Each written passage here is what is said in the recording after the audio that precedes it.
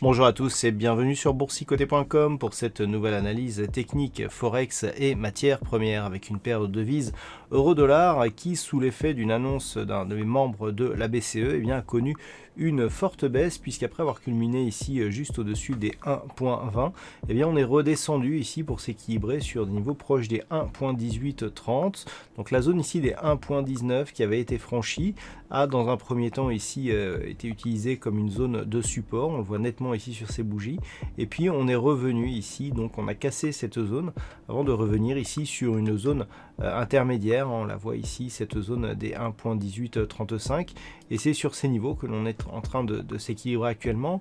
Donc clairement cela signe la fin ici de cette dynamique haussière qui avait marqué un nouveau point haut significatif. Alors d'un point de vue global, on est toujours sur une dynamique qui est haussière puisque on peut le voir ici sur ce graphe un peu plus élargi.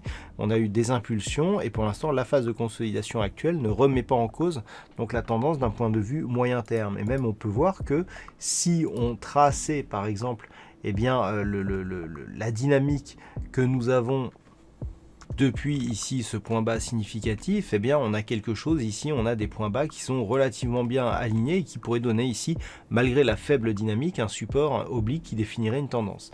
Donc pour l'instant, on est largement au-dessus de ce support. Donc on est sur une phase de neutralisation entre ce support ici et la zone des 1.19. Si ce support venait à céder, il y aurait une grosse probabilité pour que l'on revienne au moins à proximité ici des 1.17. Donc entre 1.19 et 1.17, on invalide la poursuite ici du mouvement haussier. On est sur une dynamique faible, sur une petite dynamique donc haussière, mais qui évolue de manière très lente. Ce n'est que sous ce support ici que l'on reviendrait dans une phase de neutralité. Et par contre, la dynamique ici pourrait s'inverser en cas de cassure prochaine ici de la zone des 1.17 sur cette paire de devises euro-dollar.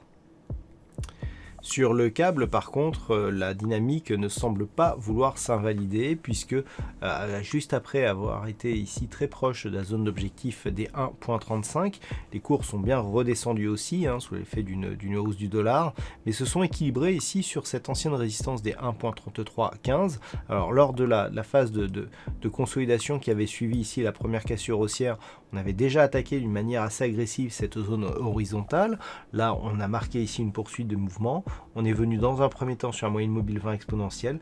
Et là, on est descendu d'un cran pour s'équilibrer ici autour de cette zone de support. Donc clairement, on a ici une configuration en anse avec tasse inversée.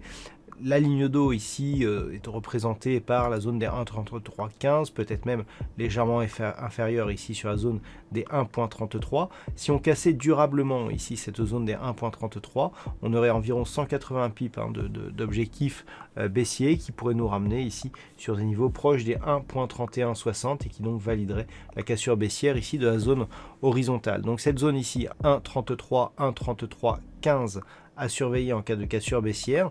Tant que les cours restent ici sur ces niveaux, on reste sur une phase de neutralisation très court terme, mais d'une tendance qui reste orientée à la hausse malgré ici le petit contact que nous avons avec la bande de Bollinger inférieure.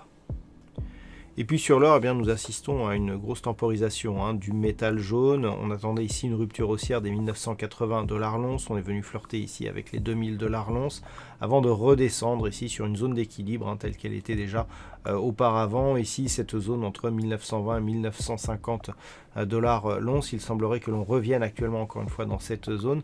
Donc même si le fond de tendance est clairement orienté à la hausse, puisqu'on a ici une très forte dynamique, on est ici sur une phase de neutralisation tant que les cours évoluent ici entre 1885 et 1980 $ l'once. Il faudrait repasser ici au-delà des 1980 pour vraiment espérer un retour ici sur la zone des 2070 $ l'once, alors qu'une rupture ici des 1885 sonnerait la fin ici d'une dynamique avec une possible poursuite en direction des 1790 $ l'once.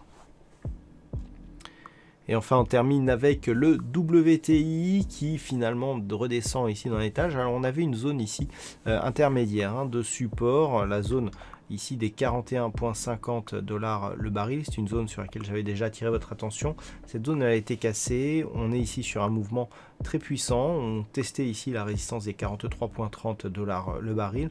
On est redescendu ici de 2 $ quasiment sur cette baisse très rapide.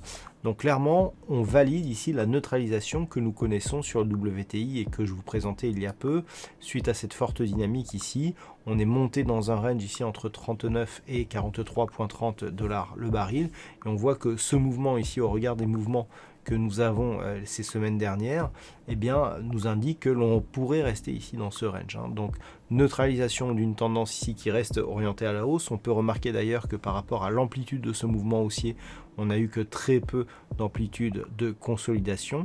Donc, tant que les cours restent ici au-delà des 39 $ le baril, neutralisation au sein d'une tendance de fond qui reste haussière. Par contre, en cas de cassure avérée des 39 $ le baril, là, il faudrait observer un potentiel retournement de la dynamique moyen terme. Voilà donc ce que l'on peut dire sur cette analyse technique Forex et matières premières. Passez une bonne soirée, on se retrouve dès demain pour d'autres analyses techniques, toujours sur le site boursicoté.com.